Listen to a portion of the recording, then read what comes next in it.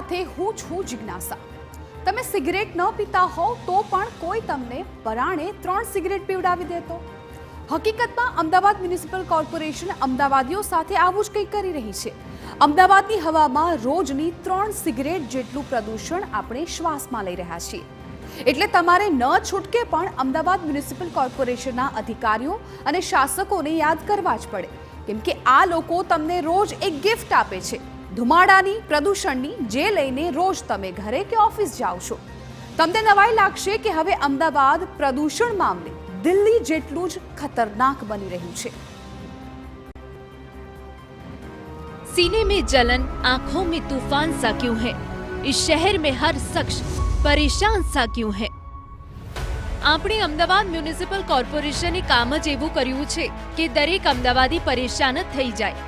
આ પ્રદૂષણના કારણે છાતીમાં બળતરા, આંખો લાલ લાલ થઈ જ જાય।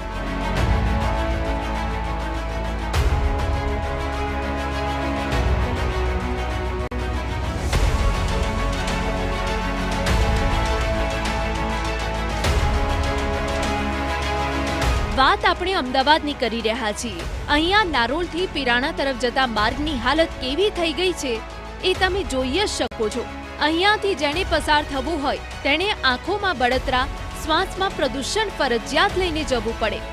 પીરાણામાં કચરાના ભરાવાથી થતું પ્રદૂષણ, વાહનોમાંથી નીકળતો ધુમાડો, નિર્માણ કાર્યમાંથી ઉડતી ધૂળ, વાહન ચાલકો દરરોજ પસાર થતી વખતે એએમસી સામે પોતાનો આક્રોશ વ્યક્ત કરે છે, પરંતુ જો પેટનું પાણી હલે તો તે એએમસીના અધિકારી શેના?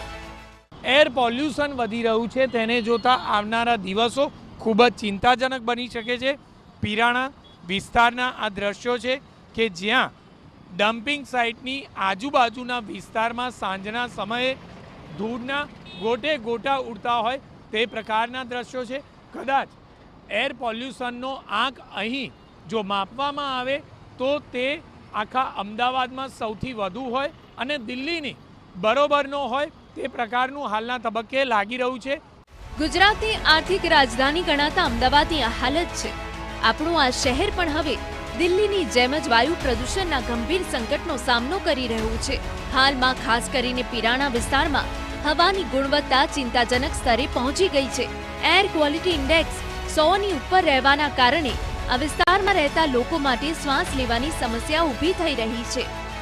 અમદાવાદનું સરેરાશ AQI 119, Bodakdev AQI 119, Chandkheda AQI 143, ઉસ્માનપુરાનો એક્યુઆઈ 159। સ્થાનિક રહેવાસીઓ અને અહીંથી પસાર થનારા લોકોનું કહેવું છે કે આપણે પ્રદૂષણના મામલે દિલ્હીને પણ કદાચ પાછળ છોડી દઈશું। કોર્પોરેશને તાત્કાલિક પગલાં લેવા જોઈએ તો ડોક્ટરો કહે છે કે ખરાબ એક્યુઆઈ હૃદય રોગ, શ્વાસની બીમારીઓ અને કેન્સર જેવી ગંભીર સમસ્યાઓ ઊભી કરી શકે છે। એનાથી વધુ ચિંતાની વાત એ છે કે પાલિકાના અધિકારીઓ કે શાસકોને આ મામલે ટાઢક છે। અમદાવાદ મ્યુનિસિપલ કોર્પોરેશનના અધિકારીઓ અહીં કોઈપણ પ્રકારે એર પોલ્યુશનની ચકાસણી કરવાની વ્યવસ્થા નથી કરતા। તેને જોતા જ લાગી રહ્યું છે કે આખરે તેઓ આ કિસ્સા પરથી, એર પોલ્યુશન પરથી ઢાંક પીછોડો કરતા હોય તે પ્રકારનું લાગી રહ્યું છે। આખરે શા માટે અહીં ધૂળ ન ઉડે તે પ્રકારની વ્યવસ્થા ગોઠવવામાં સત્તાધીશોને રસ નથી? શા માટે? પીરાણા પર હવા પ્રદૂષણ માપી શકાય તેવી વ્યવસ્થા તો છે પણ ચાલુ નથી। વળી અહીંયાથી પસાર થતા લોડિંગ વાહનો મુશ્કેલીનું કારણ બની રહ્યા છે।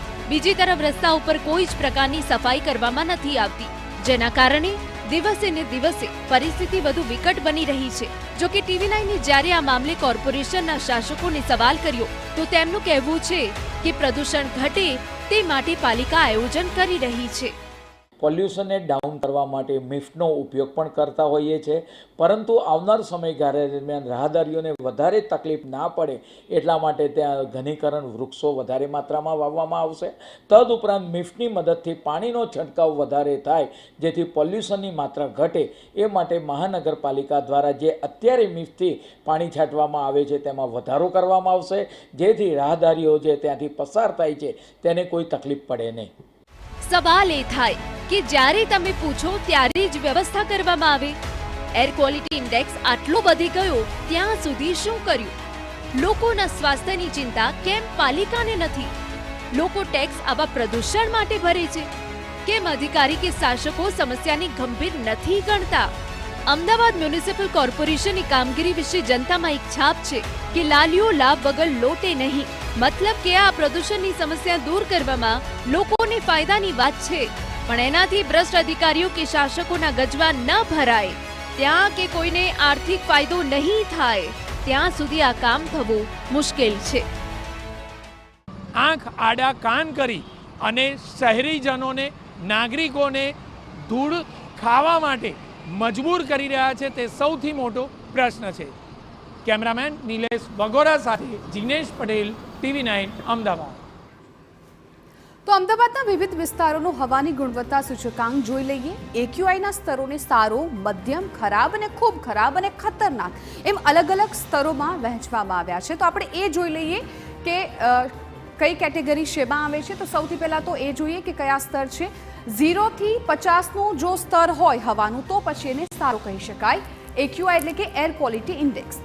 સારો હોવાની ગુણવત્તા સારી કહી શકાય છે. 51 થી 100 તો એનો સમાવેશ મધ્યમમાં કરવામાં આવે છે. હવે એમાં જોઈ લઈએ કે હવાની ગુણવત્તા સ્વીકાર્ય છે, પરંતુ સંવેદનશીલ લોકોને સમસ્યા થઈ શકે છે. અને ત્યારબાદ 101 થી 200 એ ખરાબની શ્રેણીમાં આવે છે. સ્વસ્થ લોકોને સમસ્યા નથી, પરંતુ જે લોકોને હૃદયની અથવા તો શ્વાસની કોઈ સમસ્યા છે તો એ લોકોને પ્રોબ્લેમ થઈ શકે છે જો AQI 101 થી 200ની વચ્ચે હોય તો. આ સિવાય પણ હજુ કઈ કેટેગરી છે કે ખૂબ ખતરનાક. તો 201 થી 300ની કે જે ખૂબ ખતરનાક કહેવાય છે. લાંબા સમય સુધી સંપર્કમાં રહેવાથી સ્વસ્થ લોકોને પણ સમસ્યા થઈ શકે છે. એટલે જે લોકો સંપૂર્ણપણે સ્વસ્થ છે, જેમને કોઈ પણ પ્રકારની બીમારી નથી, એમને પણ એ સમસ્યા થઈ શકે છે, જે ખૂબ ખરાબ શ્રેણીમાં આવે છે 201 થી 300ની વચ્ચે. ત્યારબાદ 301 થી 500 કે જે ખતરનાકની શ્રેણીમાં આવે છે. તાત્કાલિક જ સ્વાસ્થ્ય સમસ્યાઓ ઊભી કરી શકે છે. જે વિસ્તારોમાં ખતરનાક શ્રેણીમાં AQI પહોંચી જાય છે એ તમામ વિસ્તારોમાં ખૂબ જોખમ રહેલું છે, કેમ કે ગમે ત્યારે ત્યાં તમે બીમારીનો સામનો કરી શકો છો, તમને તકલીફો ઊભી થઈ શકે છે. ત્યારબાદ હવે કયા એવા વિસ્તારો છે કે જ્યાં એર ક્વોલિટી ઇન્ડેક્સ કેટલો રહ્યો એ આપણે જોઈએ. બોડકદેવ કે જે ખૂબ જે ખતરનાકની શ્રેણીમાં આવે છે. ઉસ્માનપુરા કે જે ખતરનાકની શ્રેણીમાં આવે છે, કે જ્યારે રામદેવનગર કે જે ખરાબની શ્રેણીમાં આવે છે. એટલે બોડકદેવ અને ઉસ્માનપુરા આ વિસ્તારોમાં જે લોકો રહે છે એ લોકોને ખૂબ સાવચેતી રાખવાની જરૂર છે, કેમ કે તમે સ્વસ્થ હશો તો પણ તમને પરેશાનીનો સામનો કરવો પડી શકે છે. આ સિવાય સાઉથ બોપલ કે જે ખતરનાકની શ્રેણીમાં આવે છે. ઘુમા કે જે ખરાબની શ્રેણીમાં આવે છે. સાઉથ બોપલ પણ માફ કરશો કે જે ખરાબની શ્રેણીમાં આવે છે. મણિનગરમાં સાધારણ છે, એટલે ત્યાં તકલીફ ઓછી છે, પરંતુ જે લોકોને શ્વાસની સમસ્યાઓ છે, જે લોકોને હૃદયની સમસ્યા છે, એ લોકોને સાઉથ બોપલ અને ગુમામાં મુશ્કેલીનો સામનો કરવો પડી શકે છે. ત્યારબાદ શાહીબાગ વિસ્તાર જોઈ લઈએ કે જે એર ક્વોલિટી ઇન્ડેક્સ છે એ ખરાબની શ્રેણીમાં આવી રહ્યો છે. ત્યારબાદ ચાંદખેડામાં ત્યાં પણ ખરાબની શ્રેણીમાં છે. રખિયાલમાં તો ત્યાં પણ ખરાબની શ્રેણીમાં એર ક્વોલિટી ઇન્ડેક્સ જોવા મળી રહ્યું છે. અમદાવાદના અલગ અલગ આ વિસ્તારો છે કે જ્યાં અમે તમને કઈ કેટેગરીમાં એર ક્વોલિટી છે એ બતાવી રહ્યા છીએ. આ ત્રણેય એવા વિસ્તારો છે કે જે ખરાબ શ્રેણીમાં આવી રહ્યા છે: શાહીબાગ, ચાંદખેડા અને રખિયાલ. એટલે અમદાવાદના તમામ વિસ્તારોની સ્થિતિ કંઈક આ પ્રકારની રહેલી છે. અલગ અલગ જે કેટેગરી છે અમે આપને બતાવી હતી કે કયા કયા વિસ્તારો છે એ હવાની ગુણવત્તામાં કઈ પ્રકારના છે. હવે હવાની ગુણવત્તા સ્વીકાર્ય પરંતુ સંવેદનશીલ લોકોને સમસ્યા થઈ શકે છે એ પ્રકારની આપણે વાત છે એ કરી છે. હવે ખાસ પ્રદૂષણની લોકો પર શું અસર થતી હોય છે એ પણ જોઈ લઈએ. સવારે જ્યારે ચહેરા પર ધોવા જતા પાણીની જગ્યાએ ધૂળનો થર છે એ જોવા મળતો હોય છે. તમને ઘણી વખત એ અનુભવ થતો હશે કે સવારે તમે ઉઠો છો તો તમારા ચહેરા પર ધૂળ લાગેલી હોય છે, ચિકાશ એક રહેલી હોય છે. તો આ અનુભવ છે એ તમને જોવા મળે છે. બાળકોને વૃદ્ધોમાં શ્વાસની તકલીફો છે એ ખૂબ વધી જતી હોય છે. આ એક પણ સમસ્યા જોવા મળતી હોય છે, કેમ કે ખાસ ધ્યાન બાળકોનું અને વૃદ્ધોનું આવા સમય રાખવાનું હોતું હોય છે. ને એમાં પણ જો એર ક્વોલિટી ઇન્ડેક્સ ખૂબ નીચલા સ્તર પર છે તો પછી તેઓને તકલીફ થઈ શકે છે. સાયકલ કે ટુ વ્હીલર ચલાવતા લોકોને ગળામાં દુખાવો થઈ શકે છે, કેમ કે એ વખતે તેમને શ્વાસમાં જે પણ પ્રદૂષણ છે એ જતું હોય છે, એટલે એમને તકલીફનો સામનો કરવો પડી શકે છે. આંખોમાં ચિકાશ થવાની ફરિયાદો પણ વધી જતી હોય છે. ઘણી વખત તમે જ્યારે બહાર નીકળો છો ત્યારે તમને આંખોમાં થોડું ધૂંધળું દેખાવું અથવા તો ચિકાશ જેવું લાગવું એવું પણ ફીલ